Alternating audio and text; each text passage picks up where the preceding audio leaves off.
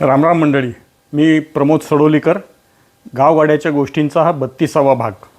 आपण गेले काही दिवस लोकसहभागावरती बोलतो आहोत, परंतु आज दिवाळी आहे आणि दिवाळीचं औचित्य साधून राष्ट्रसंत तुकडोजी महाराजांनी गावातल्या सणवारांबद्दल काही लिहून ठेवलेलं आहे आणि ते आज तुम्हाला मी वाचून दाखवणार आहे. आणि गावात सणवार कसे साजरे केले जावेत, दिवाळी कशी साजरी केली जावी याबाबत महाराजांचे जे विचार आहेत ते आज मी सांगणार आहे. पण तत्पूर्वी कुठलाही सण साजरा करताना कोणती पथ्य पाळावीत हे जे त्यांनी सांगितलेलं आहे ते फार मनोज्ञ आणि मनाला भावणारं असं सांगितलेलं आहे. संत तुकडोजी महाराज म्हणतात, कुठलेही सण साजरे करताना पूर्वजांनी जो हेतू योजिला तो पाहिजे समजोनी घेतला, त्याची उद्देशाप्रमाणे झालं पाहिजे सणवार. ऐसे उत्सवाचे नाव घेवोनी धनव्यर्थ उधळू नये कोणी, ते लागावे सत्कारणी बोलिलो म्हणून बचत करा. नाहीतरी घरी दिवाळी केली, दिवाळे निघावयाची सोय झाली, जनता हसेल गावातली हौशी नटराज म्हणूनी. अशा माणसाला हौशी नटराज असं महाराज म्हणतात. काही सण घरी करावे, काही सार्वजनिक जागी ठरवावे, सर्व मिळोनी उचलीत जावे ओझे काही.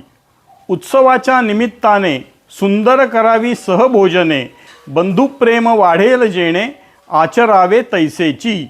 महाराजांनी सहभोजनावरती खूप भर दिलेला आहे. पुढे दिवाळी कशी साजरी करावी हे सांगताना सुद्धा याचा 1-2 ठिकाणी उल्लेख येतो. आता हे एकूण सण साजरे करताना काय दृष्टिकोन असावा हे त्यांचे श्लोक होते. आता दिवाळी कशी साजरी करावी याबाबत महाराजांनी फार सुंदर सांगितलेलं आहे. ते मी वाचून दाखवतो. सोपी मराठी आहे, आपल्याला कळेल. दिवाळीचा सण आला, सर्वांनीच पाहिजे केला, परी पहावा कोण राहिला भुकेला घरी. त्यास आमंत्रित करावे, गोडधोड भोजन द्यावे, परस्परांनी मिळून चालवावे वैभव सर्वांचे. गावाचे एकची असावे लक्ष्मीपूजन, प्रचंड मंडपी करोनी स्थान, सर्वांस द्यावे फराळ भोजन सर्वा मिळोनी. आनंद उसळावा घरोघरी. आता इथे बघा, माणसांबरोबर ते जनावरांचीही काळजी घ्यायला सांगतायत. आनंद उसळावा घरोघरी, सुखी गायी वासरे नरनारी, भाऊ बहिणींचे परोपरी, नाते वाढे ऐसे व्हावे. तैसेची करावे गोप्रदर्शन, कोणत्या गावी दुधाळ पूर्ण, कोणत्या गायी दुधाळ पूर्ण, कोणता वळू गुणसंपन्न उंचपुरा पहावा, तो सगळ्यांनी गौरवावा, सर्वा मिळोनी इनाम द्यावा, गायी गुरांचा महिमा पटवावा सर्वजना.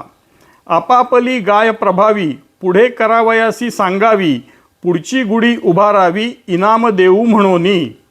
आता नरक चतुर्दशीचं नातं महाराज स्वच्छतेशी जोडतायत. त्याचे काही श्लोक फार सुंदर आहेत, ते मी म्हणून दाखवतो. तैसेची वाढवावे खताचे महिमान, नरकासुरास निमित्त करून, शेणखतादिकांचे वर्णन विशद करोनी सांगावे. याच खतामुताच्या संयोगे, शेती उत्तम राहोनी पिके, म्हणून सर्वांनी योग्य खळगे करोनी खत सांभाळावे. शेती माझीच शेणादी जावे, तरीच भूमी माता पावे, हे घरोघरी सांगावे हाची खरा दिवाळ सण. गावी ज्याने लक्ष्मी नांदे, लोक जगतील आनंदे, ऐशा प्रयत्नांनीच साधे खरी दिवाळी. 12 महिन्यांची दिवाळी आली, घरेदारे स्वच्छ झाली, भिंत ओसरी सारवून ठेवली, रंगरंगोटी लावून. हे 12 महिन्यांनी दिवाळी आली की आपण करतो, पण नंतर काय होतं ते बघा काय सांगतात. दुसरे दिवशी सडा नाही, झाडझूड तीही नाही, घाण पसरली सर्वही जिकडे तिकडे. ऐसी करिता दसरा दिवाळी, अवदशाची येई कपाळी, त्यापेक्षा रोज सकाळी उठणे हाची दिवाळ सण. रोज सकाळी उठावं हाच दिवाळ सण आहे. सण म्हणून करावे अभ्यंग स्नान, नाहीतरी फासावे वंगण, हे कोठचे शहाणपण शिकलो आम्ही. रोजची थोडे करीत जावे, स्नान ध्यान पाठादी बरवे, श्रम करोनी सौंदर्य वाढवावे घरीदारी. दिवाळीचे निमित्त करोनी स्वच्छता पवित्रता शिकावी सर्वांनी, उकिरडाही नीट करोनी दिवा लावावा स्वच्छतेचा. नेहमी स्वच्छ ठेवावे घर, श्रम करावेत अंगभर. हाची खरा सणवार, नित्य सुंदर वर्तणूक. जो नेहमीच स्वच्छता करी, त्याने उत्सव पाळले सर्वतोपरी. उत्तम जेवावी भाजी भाकरी, देवादिक अर्पोनी. ऐसे व्रत जो सांभाळी, त्याची खरी दसरा दिवाळी. नाहीतरी समजा होळी, आपुल्या साऱ्या जीवनाची. गावातली दिवाळी कशी साजरी करा, ती केवळ वर्षातनं एकदा साजरी न करता आयुष्यभर त्यातल्या ज्या चांगल्या गोष्टी आहेत त्यांचं पालन करा, असं महाराज राष्ट्रसंत तुकडोजी महाराज आपल्या ग्रामगीता या ग्रंथात सांगताहेत. आपल्याला हा व्हिडिओ आवडला असेल तर लाईक करा, सबस्क्राईब करा, शेअर करा स्वतः आणि इतरांना शेअर करायला सांगा. नमस्कार.